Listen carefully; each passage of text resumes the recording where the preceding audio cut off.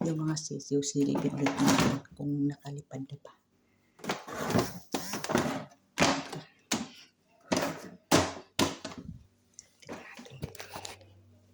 Nandito sa akit ako dito.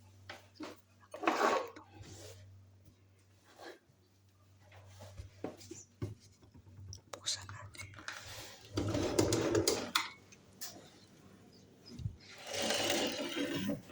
Andyan pa oh, hindi pa sila umaalis oh. Yan, ang ibon.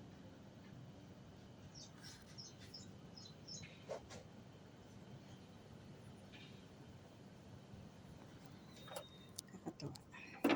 Hanggang ngayon doon pa sila. Hindi pa rin sila lumilipad. Hindi pa siguro nila kayang lumipad.